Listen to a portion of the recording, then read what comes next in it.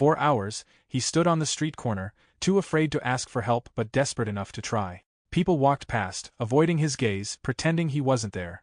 But then, something incredible happened. One simple act of kindness turned his world upside down.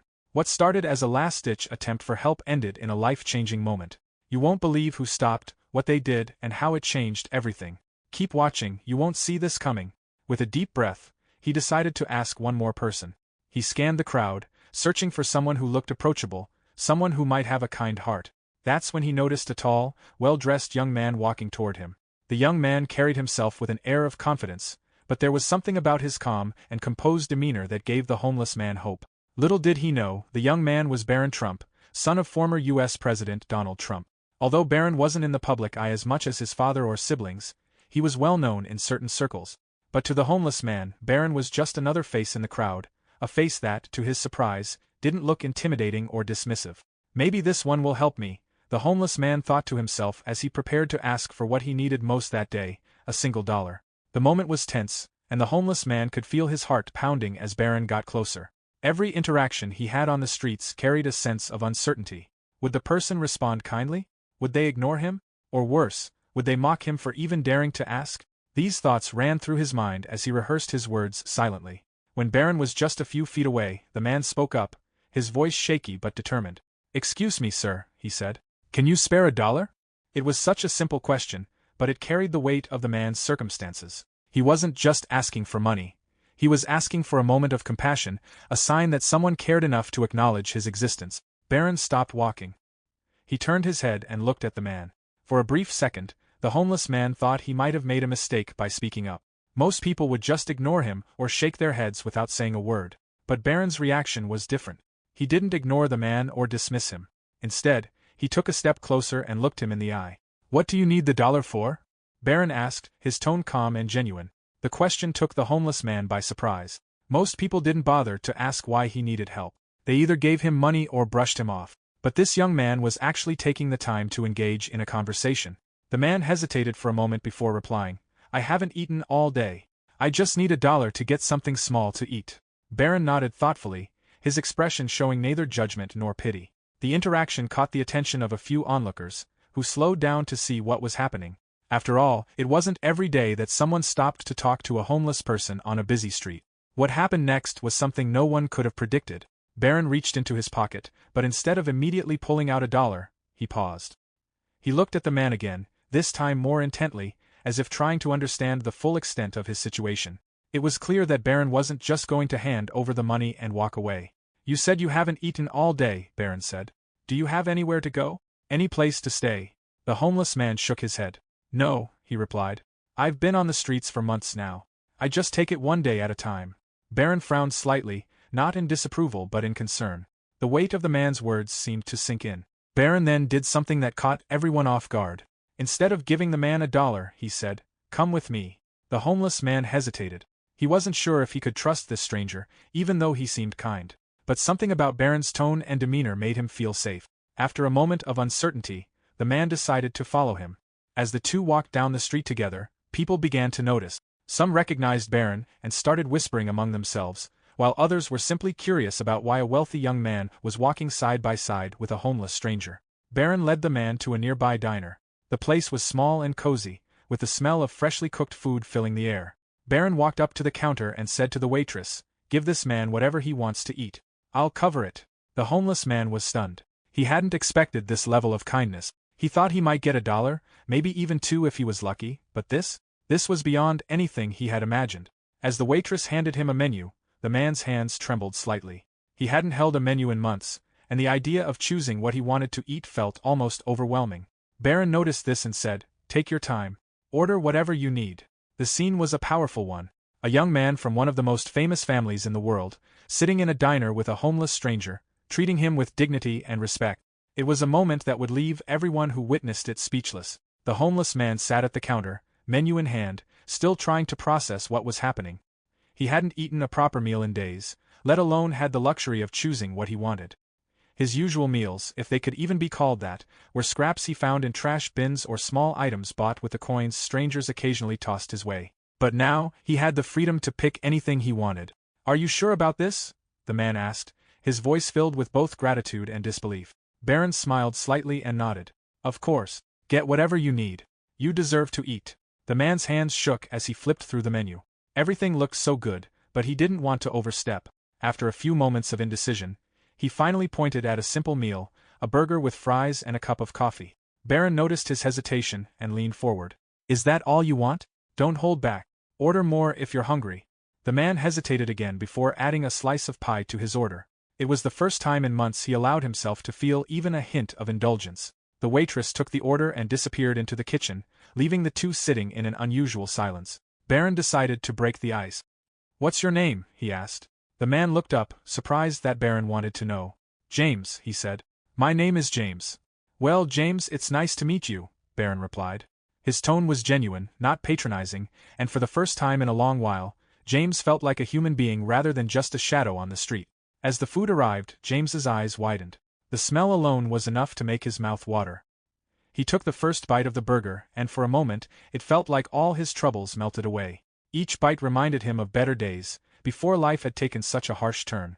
While James ate, Barron watched quietly, giving him space but also thinking deeply. For Barron, this wasn't just about helping someone in need. It was a reminder of the things many people, himself included, often took for granted. As James finished his meal, Barron finally spoke again. So, James, how did you end up here? What happened? James looked down at his empty plate, his expression turning somber. He didn't like talking about his past, but something about Barron's genuine interest made him feel safe enough to open up. It's a long story, James began, his voice heavy with emotion. I used to have a good life. A stable job, a small apartment, even a family. But things started to fall apart when the company I worked for shut down. I lost my job, and I couldn't find another one in time to pay my bills. He paused for a moment, gathering his thoughts. My landlord evicted me, and I ended up on the street. At first, I thought it was temporary. I thought I'd bounce back. But weeks turned into months, and here I am, just trying to survive one day at a time. Barron listened intently, his expression serious. What about your family? He asked. James's face fell. They're gone, he said simply. My wife passed away a few years ago, and my kids. Well, they're grown now and living their own lives. I don't blame them for not helping. I don't want to be a burden. Barron sat back in his chair, processing everything James had just shared. It was a stark reminder of how quickly life could change. One day you could have everything, and the next you could lose it all. You're stronger than you realize, Barron said after a moment. A lot of people would have given up by now, but you're still here. That says a lot about you. James didn't know how to respond. Compliments were rare in his world, and hearing those words from someone like Barron felt almost unreal. As the conversation continued, Barron decided that simply buying James a meal wasn't enough. He wanted to do more, something that could make a lasting impact. James, Barron said, I know this meal helps for now, but what do you need to get back on your feet? What would make a real difference for you? James looked at him, unsure how to answer. I don't know, he admitted. A job maybe? A place to stay? I just need a chance to start over. Barron nodded, already forming a plan in his mind. Okay, he said. Let's start with something small. Do you have any form of ID? James shook his head. No, I lost all my documents when I got evicted. Barron pulled out his phone and started making a few calls. It was clear that he wasn't just offering empty words. He was serious about helping. Within minutes, he had arranged for James to meet with a local shelter that could provide temporary housing and help him get back on his feet. But Barron didn't stop there. He also contacted a friend who owned a small business and convinced them to give James a chance at a job. It wasn't a high-paying position, but it was a start, a way for James to rebuild his life. When he told James about everything he had arranged, the man was overwhelmed. I don't even know what to say, James said, his voice breaking. Thank you doesn't seem like enough. You don't have to say anything, Barron replied. Just promise me one thing. When you're back on your feet, help someone else who needs it. Pay it forward. The days that followed were a whirlwind for James. With Barron's help, he got a temporary ID, moved into the shelter, and started his new job. It wasn't easy, but for the first time in years, he felt hopeful about the future. Barron checked in on him occasionally, making sure he had everything he needed. The two formed an unlikely friendship, and their story became a powerful example of how one act of kindness could change someone's life. When news of the encounter spread, people were amazed by Barron's humility and generosity. But for Barron, it wasn't about the attention. It was about doing what he believed was right. James's journey wasn't over, but he was no longer alone. With a little help and a lot of determination, he had the chance to rebuild his life. And it all started with a simple question. Can you spare $1? As weeks passed, James settled into his new routine. He woke up early every morning, ready to face the day ahead. His job at the warehouse wasn't glamorous, but it paid the bills and gave him a sense of purpose. Slowly but surely, the scars of his past began to fade, replaced by the steady rhythm of hard work and new beginnings. Barron continued to check in on him, offering advice when James needed it, and a listening ear when the weight of his past threatened to pull him back. Their friendship blossomed into something unexpected, a bond forged not out of shared history, but out of mutual respect and understanding. Barron never saw James as a charity case. He saw him as a person with untapped potential. One evening, as they sat together in a quiet corner of the shelter, Barron turned to James with a thoughtful expression. "You've come a long way," Barron said, his voice filled with pride. "I'm proud of you, man." James smiled, but there was a hint of hesitation in his eyes. "I don't know, Barron. Sometimes it still feels like I'm walking on thin ice, like it could all come crashing down at any moment."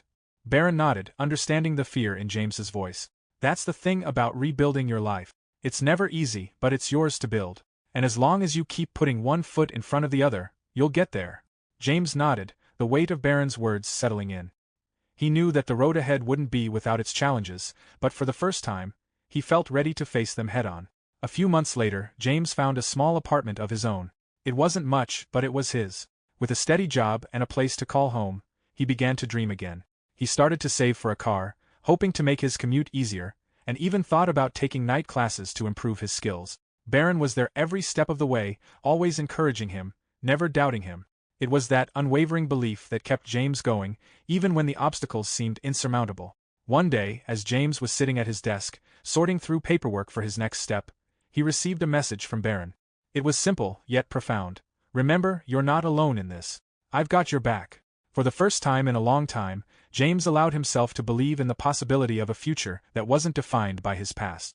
And as he stared out the window of his new apartment, he couldn't help but think that, maybe, just maybe, this was only the beginning of something even greater. The road ahead was still long, but for James, it was no longer a road of solitude.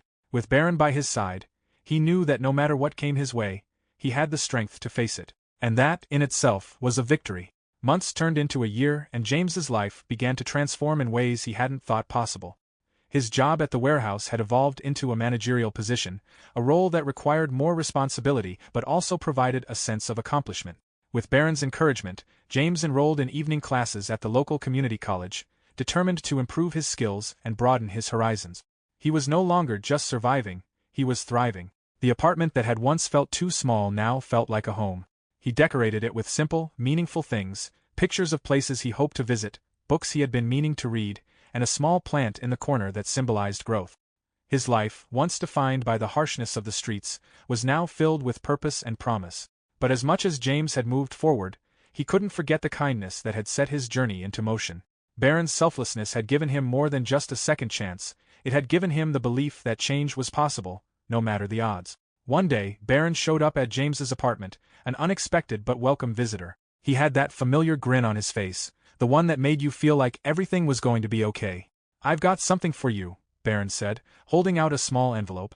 "Consider it a token of how far you've come." James took the envelope, confused but intrigued. Inside, he found a check for a sum far greater than he had ever expected, enough to help pay off his student loans, get a car, and perhaps even start thinking about the future beyond his current job. "I can't accept this," James said, his voice thick with emotion. "You've already done more than enough for me." Barron shook his head, his eyes warm. "You've earned it, James. This isn't charity. It's a gift for the future you're building. You've worked hard, and I believe in you. It's time for you to believe in yourself, too." James's heart swelled with gratitude, but he also knew that this wasn't just about the money. It was about the faith Barron had in him, faith that had been the catalyst for everything that had changed in his life. It was the belief that, sometimes, people needed more than a handout. They needed someone who saw their potential, someone who believed in their ability to rebuild when they couldn't see it for themselves. "I don't know how to thank you," James said, his voice catching. "You don't have to," Barron replied. "You've already done it. By getting up every day and working towards something better, you've already shown your gratitude." For the first time, James realized that his journey was not just about escaping his past. It was about redefining his future. And he wasn't just building a new life for himself, he was becoming the person who could one day pay it forward to someone else in need. The next few months were a blur of new opportunities. James used the money to pay off his student loans and buy a used car, making his commute more manageable. He continued his studies, even considering a future in business management, and started to think about how he could help others who had been in his shoes. But one evening, as he reflected on how far he'd come, he found himself sitting on the same bench where he had first met Barron. The bench was now a symbol of hope, a reminder that even the smallest act of kindness could set in motion a chain of events that could change a life forever. James glanced up at the sky, filled with stars, and thought about the future that was now within his grasp. It wasn't perfect, but it was his, and that was enough. The road ahead was still long, but for the first time, James felt ready to walk it, not just for himself, but for the people he would one day be able to help, just as Barron had helped him. And with that thought, he made a promise to himself. He would never forget the power of a second chance, and he would always do his part to give it to someone else. Years had passed since that life-changing encounter with Barron, and James had come to understand that the journey of transformation was never a straight path. There were setbacks, moments of doubt, and times when the weight of the world seemed unbearable. But through it all, James kept moving forward, just as Barron had once told him. James had become a manager at his company, his hard work and commitment earning the respect of his colleague. His days were filled with meetings, plans, and deadlines, but there was a satisfaction in the work he did, something that had been missing during the years he spent just trying to survive. He no longer measured success by the accumulation of things but by the positive impact he could make in the lives of others. Barron was still a constant in his life, their friendship deepening with each passing year. They'd shared many dinners, many stories, and countless moments of laughter. Barron had even become something of a mentor to James, helping him navigate the complexities of both work and life. But what meant the most to James was Barron's unwavering belief in him. One afternoon, as James sat at his desk in the small but cozy office he had carved out for himself, his phone buzzed with a text message. It was from Barron. "I need your help," the message read. "There's a young guy who could use a second chance. I think you're the one who can help him." James didn't hesitate. He had come full circle, from a man who once stood at the edge of despair, unsure of how to go on, to someone who now had the ability, and the responsibility, to pay it forward. The young man Barron spoke of was Mark, a troubled 19-year-old who had been living on the streets after losing his job and facing family struggles. His story mirrored James's own in many ways, and it hit close to home. James met Mark at a local diner, where Barron had arranged for them to sit and talk. The young man was nervous, his eyes shifting between the menu and James's face, unsure of what to expect. "Look, I know what you're thinking," James began, his voice calm and reassuring. "I've been where you are. But here's the thing, I got out because someone took a chance on me. And now, I'm here to tell you that you have that same opportunity. You don't have to do this alone." Mark looked up at him, the weight of his circumstances visible in his eyes. "But how? I don't even know where to start." James smiled, the same warmth that Barron had shown him years ago flooding his heart. "Start by believing that things can get better. It's not going to be easy, but we'll take it one step at a time. I'll help you find a job, a place to stay, and even get you started on a plan to rebuild." Over the next few weeks, James took Mark under his wing, introducing him to the steps that had helped him regain control of his life. He connected Mark with temporary work, helped him secure a spot at a local shelter, and offered emotional support whenever things felt overwhelming. And just like Barron had done for him, James showed Mark the power of hope and determination, offering guidance when it was needed most. Slowly, Mark began to open up, his confidence growing with each small success. One evening, after a particularly long day of work, James received a call from Barron. "He's doing it," Barron said, his voice filled with pride. "Mark's turning things around."